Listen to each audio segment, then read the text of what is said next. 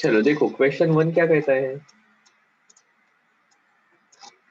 Question one कहता है ये एक मशीन गन है जिसने 40 ग्राम की बुलेट विथ वेलोसिटी 1200 मीटर पर सेकंड फायर की है। ठीक है सर, कोई प्रॉब्लम नहीं। कितना वेट है, कितना मास है? 40 ग्राम। ठीक है। वेलोसिटी कितनी दी है? 1200 मीटर पर second. The man holding it can exert maximum force of 144 newton. How many bullets can be fired per second at most? Number of bullets निकालना है। मास पता है, फायर करने के बाद की वेलोसिटी पता है, फोर्स कितना एक्सर्ट कर सकता है हमें ये भी पता है। Before firing bullet is at rest, therefore change in momentum निकाल सकते हैं क्या? फाइनल है M into V minus M into U. कितना आ जाएगा ये? 40 gram, that is 40 into 10 to the power minus 3 into V minus U तो जीरो है। अब यू जीरो होने के कारण ये जीरो आ जाएगा। सो ये वैल्यू कितनी आ जाएगी? 1 2 3 जीरो चले गए, 12 फोर जा 48 न्यूटन। सो देखो, सॉरी 48 न्यूटन नहीं, ये फोर्स नहीं है अभी तक, केजी मीटर पर सेकंड। अब फोर्स क्या होता है? Rate of change of momentum. ठीक है। सो देखो, एक बुलेट फायर की तो 48 केजी मीटर पर सेकंड इतना मोमेंटम चेंज होता है। अब देखो ये कितना फोर्स लगा सकता है, तो हमें पता है ये फोर्स लगा सकता है 144 न्यूटन का, which is responsible for change in momentum of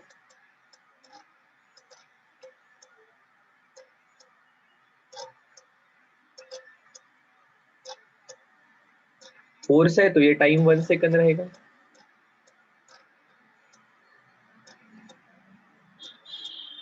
सो उस मैन की एबिलिटी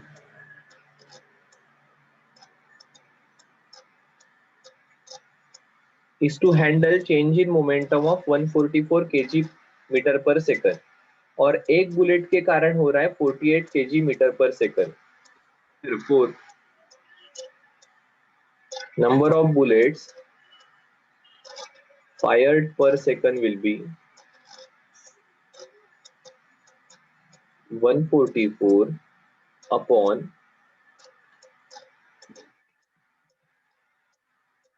48। आंसर आ जाएगा 3 बुलेट्स। तो वो मैन 3 बुलेट्स पर सेकंड फायर कर सकता है। सही है। क्या कहा? बुलेट का मास दिया है, वेलोसिटी दी है, और मैन्स एबिलिटी दी है कि वो कितना फोर्स एक्सर्ट कर सकता है। तो हमने कहा before firing bullet is at rest, so change in momentum for one bullet is 48 kg metre पर सेकंड, बट मैन की एबिलिटी है 144 न्यूटन का फोर्स एक्सर्ट करने की।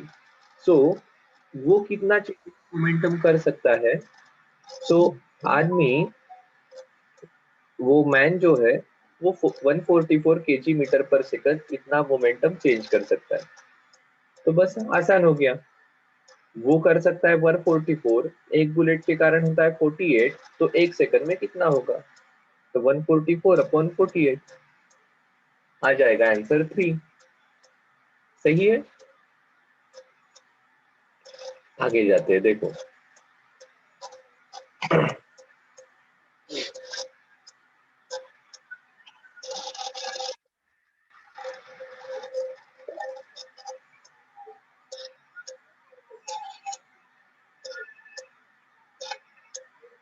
क्या सवाल है। A coin is dropped from a lift It takes time t1 to reach the floor when lift is stationary. इस प्रकार की लिफ्ट है,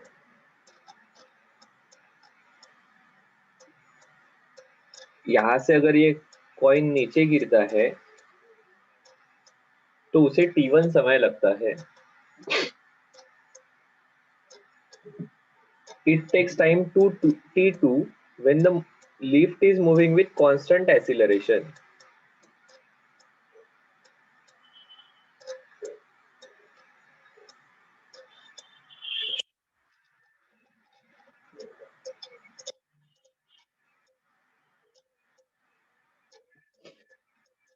अब समय लगता है t2 if lift is moving up with constant acceleration. तो t1 t2 का रिलेशन बता दो. यहाँ पर v equal to 0.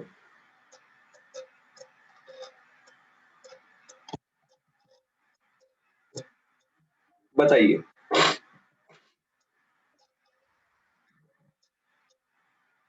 T2 is greater than T1. t2 is greater than t1 क्यों? तो सर T2 में रिलेटिव कर रहा है. Sir, T1 is greater than T2. t1 is greater than t2. Yes, sir. क्यों? सवाल है क्यों?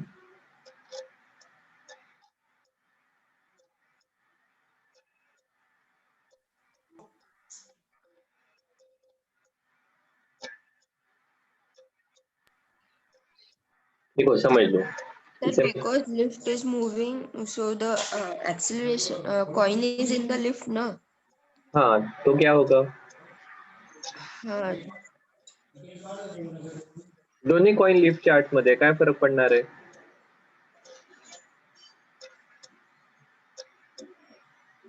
देखो समझ लो, इस कॉइन को मैंने छोड़ा, ठीक है, ये नीचे क्यों आएगा? Due to acceleration due to gravity because बिल्कुल बिल्कुल सही है. अब इट इज एट रेस्ट, ठीक है, इट इज एट रेस्ट, तो ये जो इसका फ्लोअर है ये अपने जगह पर ही रहने वाला है, ठीक है, और ये कॉइन नीचे गिर जाएगा, इसके लिए लगेगा समय t2 t1. अब क्या हो रहा है यहाँ पर, इस लिफ्ट का एक्सीलरेशन है, ठीक है, तो शुरुआत में पकड़ लेते हैं, ये पूरे लिफ्ट की वेलोसिटी है u, यहाँ पर ये 0 थी, सो मैंने इसे छोड़ा, ठीक है, सो ये इसकी इनिशियल वेलोसिटी थी u इन अपवर्ड डायरेक्शन. उस समय ये फ्लोअर की भी वेलोसिटी रहेगी u in upward direction. But अब इस कॉइन को छोड़ दिया, अब इसके ऊपर किसी का फोर्स एक्सर्ट होगा क्या? ग्रेविटेशनल फोर्स एक्सर्ट होगा जिसके कारण ये नीचे आएगा, ठीक है, बट ये लिफ्ट का जो फ्लोअर है इसका तो एक्सीलरेशन होने वाला है, सो अब लिफ्ट के फ्लोअर की वेलोसिटी बढ़ेगी.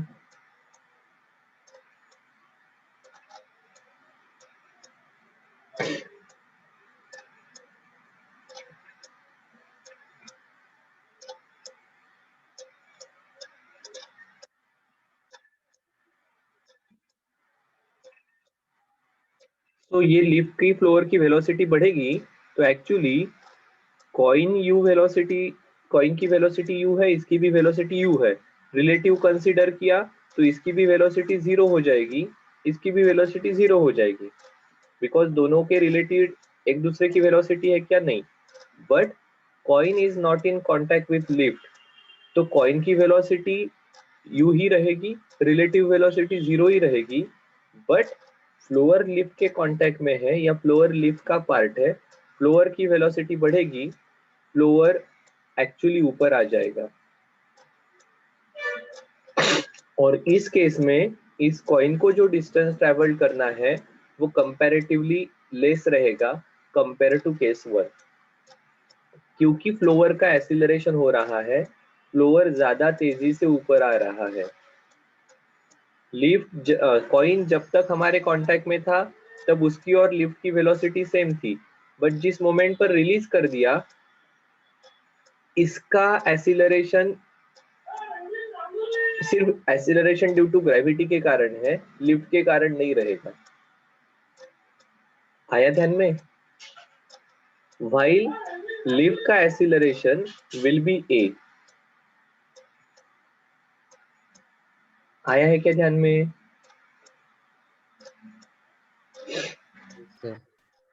ठीक है। इसके कारण एक्चुअली इस कॉइन को जो डिस्टेंस ट्रेवल करना है वो कम रहेगा।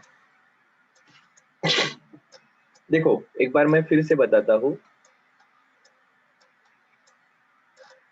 शुरुआत में केस 1, कॉइन और फ्लोअर दोनों की वेलोसिटी सेम, रेस कंडीशन पर है 0। ठीक है। सो इसको छोड़ा, because of acceleration due to gravity नीचे आया, टाइम लगा t1। अब क्या है? अब assume both are moving with velocity u। ठीक है। रिलेटिव वेलोसिटी कंसीडर की तो कॉइन की और फ्लोअर की with respect to each other velocity, relative velocity 0 रहेगी क्योंकि दोनों की वेलोसिटी सेम है। ठीक है। बट जिस मोमेंट पर कॉइन को रिलीज कर दिया, कॉइन का फर्दर एक्सीलरेशन नहीं होगा, व्हाइल फ्लोअर का एक्सीलरेशन होते रहेगा। So floor relatively floor will move upward, और कॉइन जब नीचे आएगा तब उसको कम डिस्टेंस ट्रेवल करना है। As a result time t2 जो है वो कम रहेगा, t1 टाइम ज्यादा रहेगा। सो t1 is greater than t2। इसे और थोड़ा सा सिंपली समझना है तो ऐसा समझो, ये भी रेस से शुरू हुआ। रेस से शुरू हुआ मतलब इसकी इनिशियल वेलोसिटी 0, बट फ्लोअर का एक्सीलरेशन हो रहा है मतलब फ्लोअर ऊपर आएगा। सो इसकी कंडीशन बिल्कुल 1 जैसे ही रहेगी। दोनों लिफ्ट शुरुआत में रेस पर थी, कॉइन उस कंडीशन पर रिलीज किया। ठीक है। बट केस 2 में एक्सीलरेशन होने के कारण फ्लोअर ऊपर आएगा। यहाँ पर वेलोसिटी 0 है, एक्सीलरेशन 0, ये फ्लोअर जगह पर रहेगा। तो फ्लोअर ऊपर आने के कारण अब इस कॉइन को कम डिस्टेंस ट्रेवल करना है। कम डिस्टेंस ट्रेवल करना है तो समय कम लगेगा। सो t2 will be smaller than t1। ठीक है। t2 will be smaller than t1।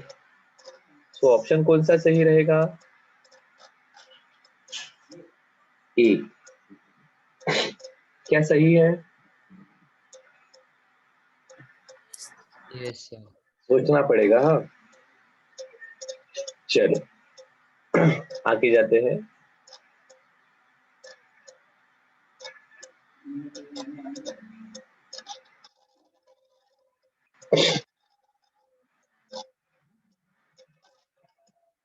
अब क्वेश्चन 3 भी थोड़ा सा कंट्रोवर्शियल क्वेश्चन है। देखते हैं क्या प्रॉब्लम है इसमें।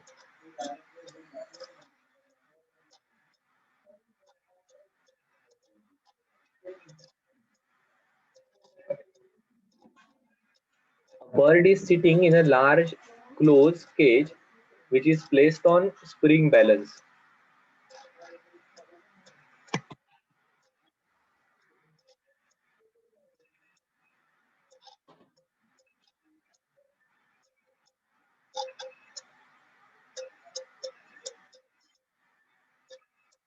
ये कोई केज है जो इस स्प्रिंग बैलेंस पर बेस्ड है।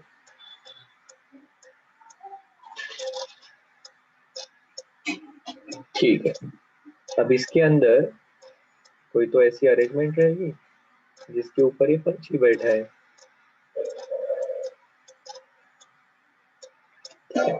अब देखो क्या कहा, it records weight of 25 Newton. ठीक है। ये बैठा है, रीडिंग आ रहा है 25 Newton. The mass of bird is 0.5 kg. Flies upward in the cage with acceleration of 2 meter per second square. The spring balance will now record a weight of, spring balance कितना weight record करेगा। तो देखो इस bird को ऊपर के direction में fly करना है। The bird flies upward in the cage with an acceleration of 2 meter per second square. So ये बर्ड जब ऊपर जाएगा तो उसके लिए क्या इसे नीचे फोर्स अप्लाई करना पड़ेगा?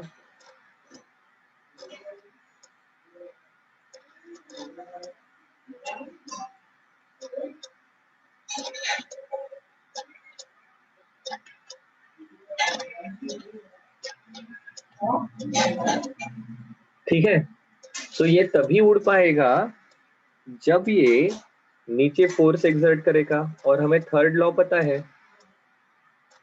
अगर ये बर्ड ऊपर के डायरेक्शन में जा रहा है, इसका मास ये है और एक्सीलरेशन ऊपर के डायरेक्शन में है, सो 1 न्यूटन का अगर इसका फोर्स है ऊपर के डायरेक्शन में, तो ये कहता है इट इज पॉसिबल जब वो उतना ही फोर्स नीचे लगाएगा।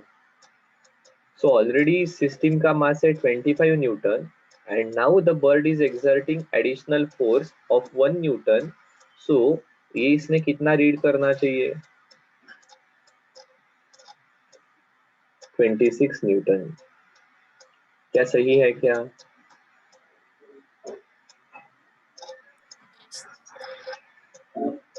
ठीक है, तभी ये पॉसिबल होगा।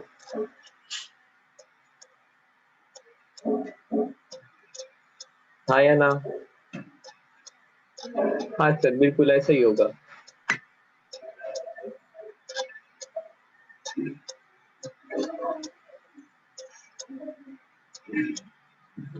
ठीक है, अब यहाँ पर सर कंट्रोवर्शियल फिर क्या है?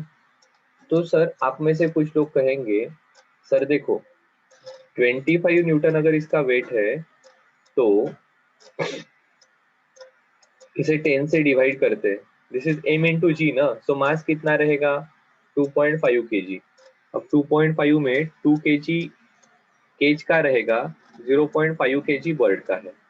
सो देखो ये 2 kg तो हमेशा इस स्प्रिंग बैलेंस के कांटेक्ट में है, तो इसका वेट 20 न्यूटन तो वैसे के वैसे ही रहेगा। ठीक है, अब जैसे सर आप कह रहे हो कि ये बर्ड ऊपर जाएगा तो इसको फोर्स एक्सर्ट करना पड़ेगा, बट उस मोमेंट पर क्या ये बर्ड हवा में रहेगा तो उसका वेट यहाँ पर एक्ट होगा क्या? नो, नहीं होगा। तो फिर ये फोर्स रिकॉर्ड होगा क्या?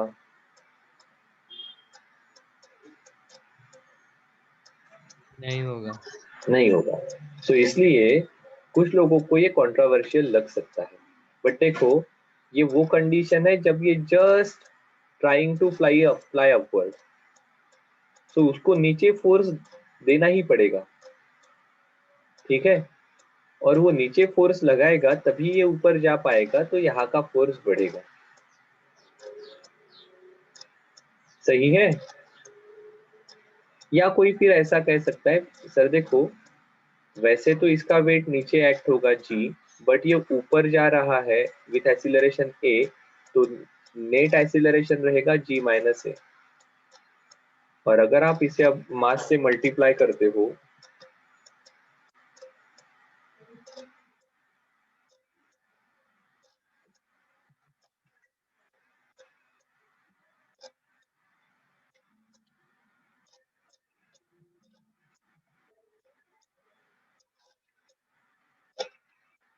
ये आ जाएगा 4 न्यूटन, तो बर्ड के कारण 4 न्यूटन रहेगा और ये 24 न्यूटन इस प्रकार से फोर्स रहेगा। क्योंकि कंसीडरिंग बर्ड पिंजरे के अंदर ही है, बर्ड का जो वेट है वो एक्ट हो रहा है, बट ये ऊपर जा रहा है तो उसका नेट वेट रहेगा जी माइनस। ठीक है, सो जी माइनस ए लेना या जी प्लस ए लेना? सो जी माइनस ए लेना गलत इसलिए है क्योंकि जब ये फ्लाई करेगा तब एक्चुअली इसे डाउनवर्ड फोर्स एक्सर्ट करना जरूरी है। ठीक है, अगर इसने डाउनवर्ड फोर्स एक्सर्ट नहीं किया तो ये अपवर्ड जा ही नहीं सकता है। आपने पीछे फोर्स एक्सर्ट नहीं किया तो आप आगे जा ही नहीं सकते हो। सो वैसा ये बर्ड का होगा, और उस केस में फिर ये जी प्लस ये ए हो जाएगा, ये 12 प्लस 2 हो जाएगा, 12 इंटू 0.5 6, और ये 20 प्लस 6 26 न्यूटन फोर्स आएगा। तो इसका ज्यादा सही आंसर 26 न्यूटन है। अगर आप इसे सर्च करोगे, कुछ बुक्स में अलग अलग प्रकार से एक्सप्रेशन दिए हैं, एनालिसिस किया है, बट हम ये केस कंसिडर कर रहे हैं, एंड जो कि कंसिडर करनी चाहिए कि ये 2 मीटर पर सेकंड से ऊपर जा रहा है, तो definitely it has to exert force on this swing और ऑन दिस सपोर्ट, जो कि इस स्प्रिंग बैलेंस में आपको दिखाई देगा, नहीं तो ये पॉसिबल ही नहीं होगा। क्या मेरी बात ध्यान में आ रही है? अब देखो, हाँ, सिर्फ फॉर्मूला में वैल्यू पुट करो और आंसर निकालो, आंसर 26 अपना कब का कब आ गया, पर एक्चुअली क्या हो रहा है, कैसे होगा, ये सब चीजें अपने को विजुअलाइज, इमेजिन करनी पड़ेगी, सोचना पड़ेगा। शायद से आपको जब लिफ्ट में जाने का चांस मिलेगा, बैठने का चांस मिलेगा, तब लिफ्ट में जंप मारने की कोशिश करो। आप लिफ्ट में जंप तभी मार पाओगे जब आप नीचे फोर्स एक्सर्ट करोगे, ठीक है?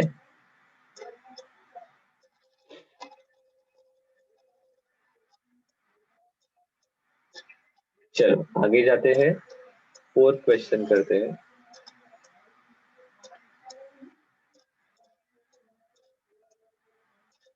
अब इसे आप देखकर सॉल्व करोगे। क्या क्वेश्चन है? A light string passes over frictionless pulley. To one of its end there is mass of 3 kg. To other end there is mass of 5 kg. The tension in the string will be. क्या relation है tension का?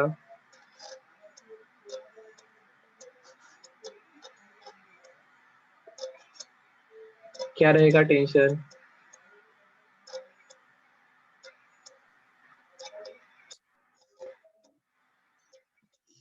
Tension का relation बताइए ना, आपको पता है ये रिलेशन क्या है?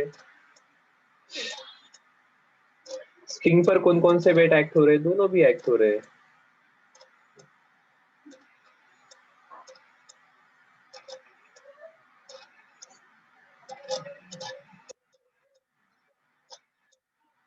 यही रिलेशन है ना। देखो हमने फ्री बॉडी डायग्राम निकाली थी,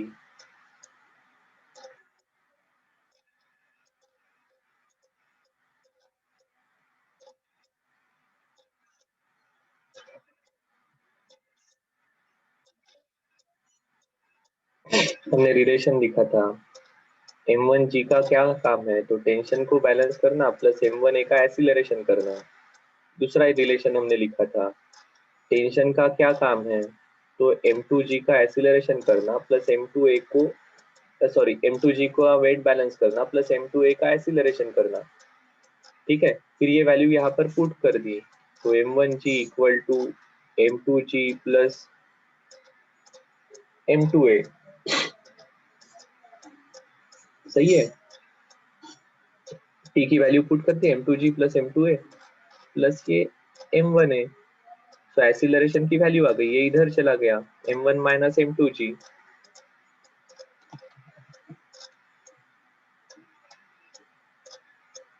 यहाँ पर एक कॉमन निकाल लिया तो प्लस हो गए m1 प्लस m2। अब ये एक ही वैल्यू इस रिलेशन में पुट कर लेते हैं, या इस रिलेशन में पुट करते हैं नीचे वाले,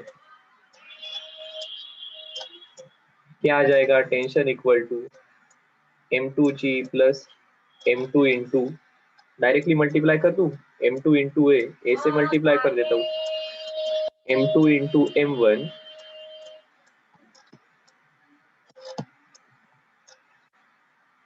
m2 into m1 minus m2 का स्क्वायर इंटू जी इंटू जी, सही है, divided by m1 plus m2, कुछ भी नहीं, m2 से मल्टीप्लाई किया, m1 m2 माइनस m2 का स्क्वायर। अब यहाँ पर भी अगर मुझे एडिशन करनी है तो m1 प्लस m2 से इसे मल्टीप्लाई करना पड़ेगा, तो ये क्या आ जाएगा, m2g into m1 plus m2 square into G, सही है? So plus m2 square minus m2 square cancel. This is m1 m2 into g. m1 m2 into G, बीच में प्लस का साइन है, तो 2 times m1 m2 into G divided by m1 plus m2, value put कर दो।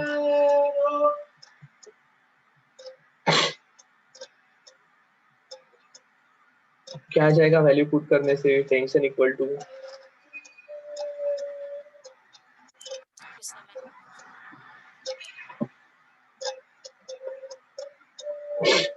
so 5 3 are 15, 15 2 are 30, this is 300 upon 8, 8 3 are 24, 60, 8 7 are 56, 4 5, 37.5 Newton.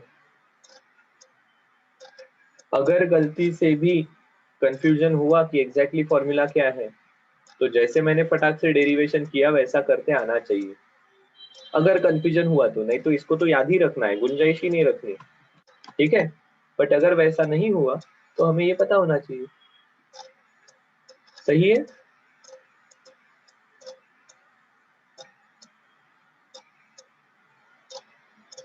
Next question करते हैं।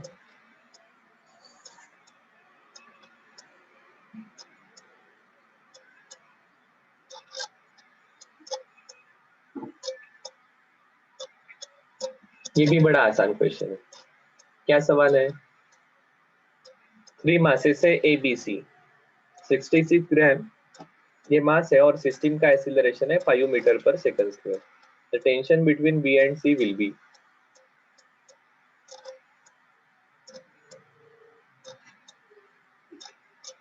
ये बी है, ये सी है, इसका एक्सीलरेशन है 5 मीटर पर सेकंड स्क्वायर।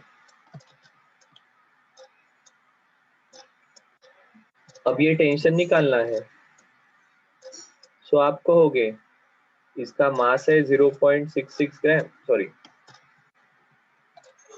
66 ग्राम, एक्सीलरेशन है 5 मीटर पर सेकंड स्क्वायर, और ये काम कर रहा है ये tension, which is tension between B and C. So tension between B and C equal to mass into acceleration.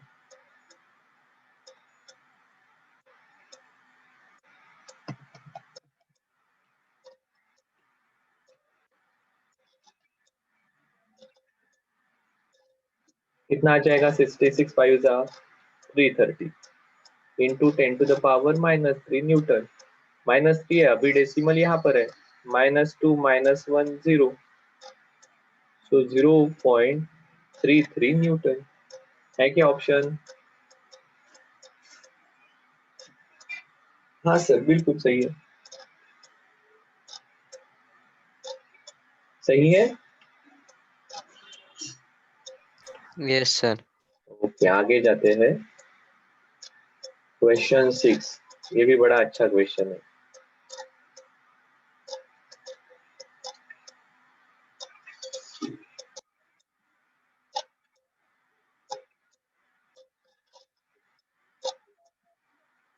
A horizontal force of 10 Newton is necessary to hold just block stationary against the wall. The coefficient of friction is 0.2. The weight of block will be. तो diagram ऐसी है,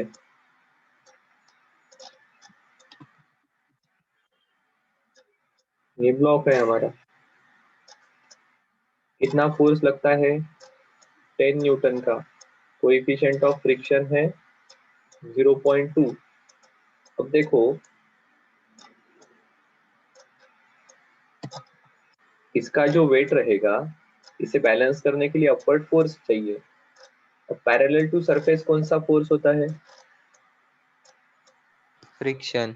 frictional force, जिसकी value रहेगी Mu into N.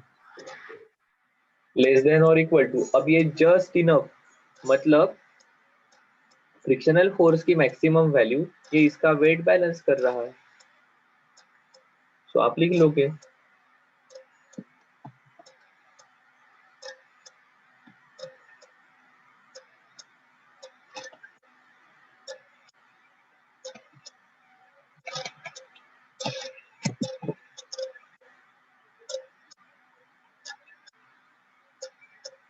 Horizontal force of 10 Newton is just balancing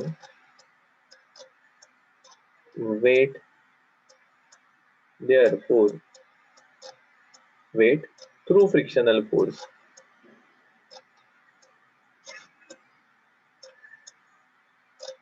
Therefore weight mg should be equal to mu into n. अब n के जगह mg लिखूं क्या? नो, क्यों नहीं? बिकॉज mg वहां पे एक्ट हो रहा है लेकिन उस डायरेक्शन में नहीं है. नहीं, अब normal reaction is perpendicular to surface that will be of 10 newton. ठीक है, mg यहाँ पर परपेंडिकुलर टू सरफेस नहीं है.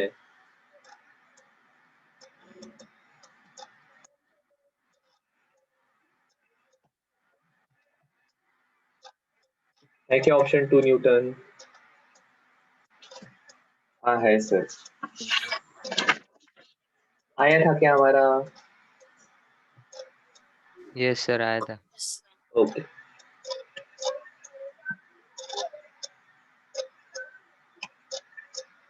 देख लो 7 क्वेश्चन करते हैं. क्या कहा है?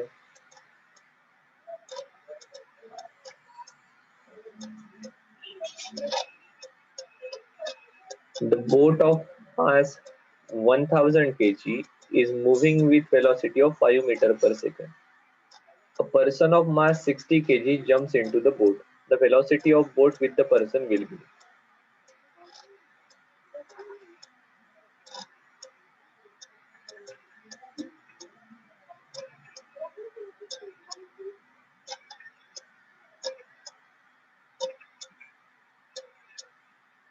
अब इसने जंप मार दी.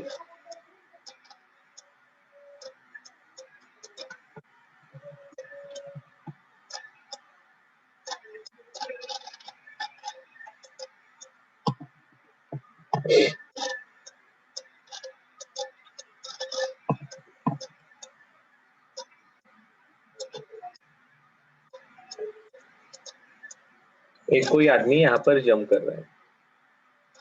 ठीक है, कितना मास है इसका?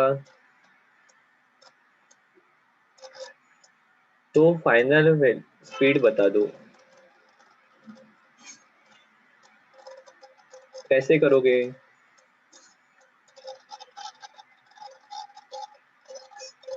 तो आपको यहाँ पर कंजर्वेशन ऑफ मोमेंटम अप्लाई करना पड़ेगा. इनिशियली क्या था? बोट का मास है 1000, स्पीड है 5, आदमी का मास है 60. ये शुरुआत में रेस्ट पर होना चाहिए.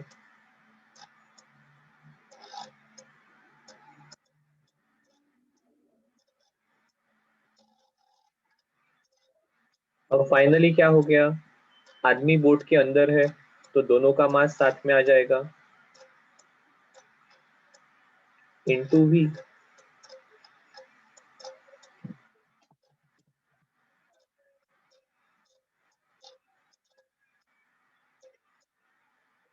देयरफॉर v की वैल्यू कितनी आ जाएगी? 5000 डिवाइडेड बाय 1060. अब लगभग देखो ये कितना आने वाला है. देखकर आप मुझे बता सकते हो सर इसका आंसर ये रहना चाहिए. 500 अपॉन 100 ये 5 आता है. अब ये 100 से थोड़ा सा ज्यादा है तो ये 5 से थोड़ा सा कम रहेगा. तो आंसर 4.71 आना चाहिए. ठीक है, अब मैंने एक्चुअल कैलकुलेशन नहीं की है पर करेंगे तो उतना ही आएगा. अगर आपको इच्छा है तो करके देखो. 5 का नहीं, 5 से डिवाइड नहीं हो रहा इसलिए 4 से होगा. कितने हो जाएंगे? 424. ठीक है, कितने बच गए? 76 लेस देन 106. डेसिमल ले लिया.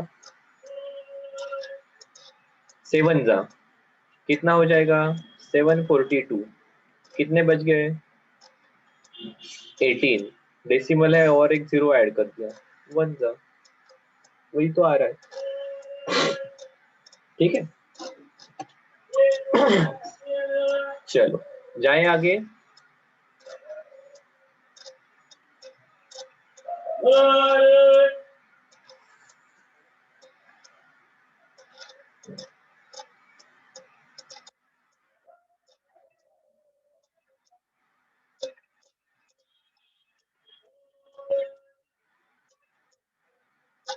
Okay, when we jump out of boat standing in river, it moves.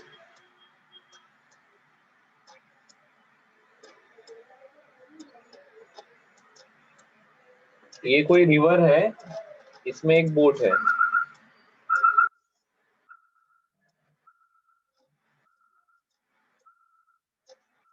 अब यहां से अगर हम बाहर जंप मारते हैं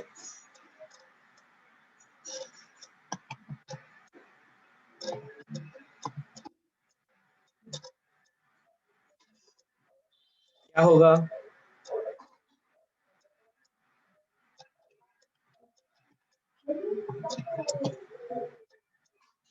जंप मार रहे बाहर, क्या होगा? बोट कहाँ जाएगी? backwards. Backward.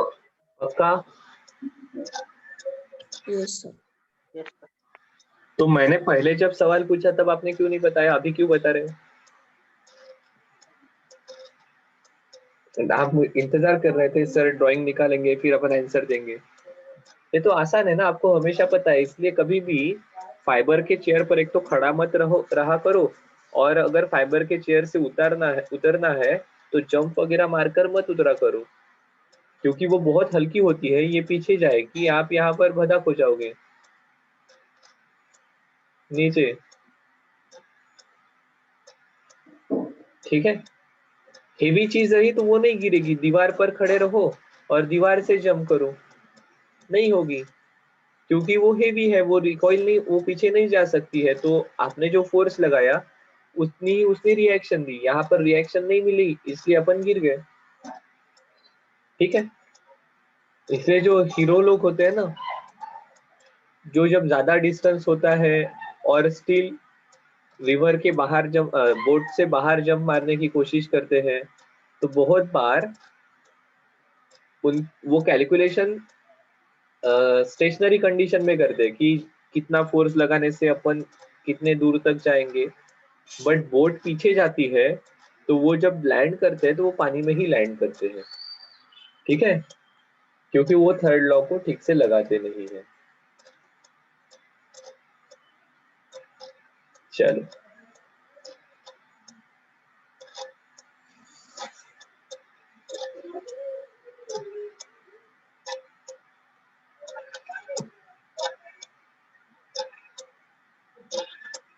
ओके, क्या कहा है? हमें कहा है a force of 10 Newton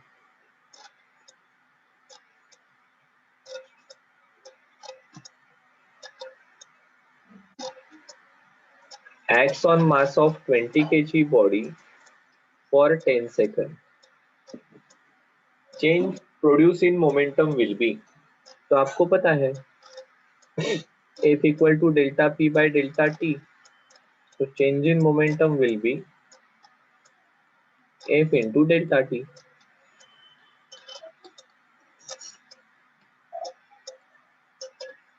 100 kg metre पर सेकंड है क्या ऑप्शन? हाँ सर है, सही है ना, यही रिलेशन है हमारा।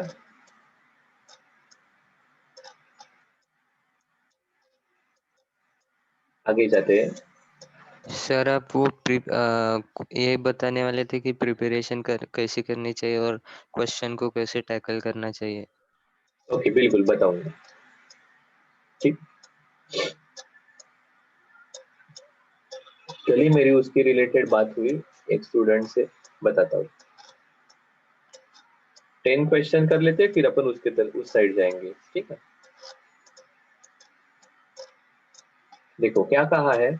Blocks are in contact on frictionless table, a horizontal force of 3 newton applied to one block, इस पर 3 न्यूटन का फोर्स लगाया है।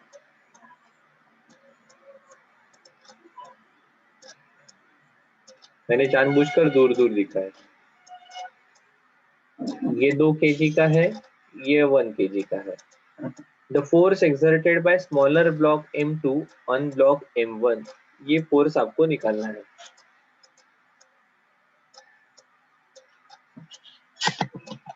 तो पहले तो सवाल आएगा सर छोटा ब्लॉक बड़े पर फोर्स क्यों लगाएगा, बट अब आपने पढ़ा है इसलिए आपको पता है कि ये रिएक्शन इक्वल एंड अपोजिट होती है, एक्शन रिएक्शन। तो अगर m1 m2 पर फोर्स लगा रहा है तो m2 भी m1 पर फोर्स लगाएगा। 3 न्यूटन का force, mass of system 3 kg, acceleration कितना हो जाएगा? 1 मीटर पर 1 सेकंड। Second square. अब देखो 1 kg का 1 मीटर पर सेकंड स्क्वायर से एक्सीलरेशन करने के लिए ये फोर्स 1 न्यूटन होना चाहिए, तभी तो m2 की वैल्यू 1 kg है ना। सो 1 kg का 1 मीटर पर सेकंड स्क्वायर से एक्सीलरेशन करने के लिए 1 न्यूटन का फोर्स लगाना पड़ेगा। सो m1 ने m2 पर 1 न्यूटन का फोर्स लगाया है। थर्ड लॉ कहता है m2 भी m1 पर 1 न्यूटन का फोर्स एक्सर्ट करेगा। सही है?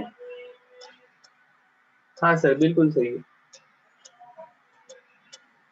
ठीक है, ओके।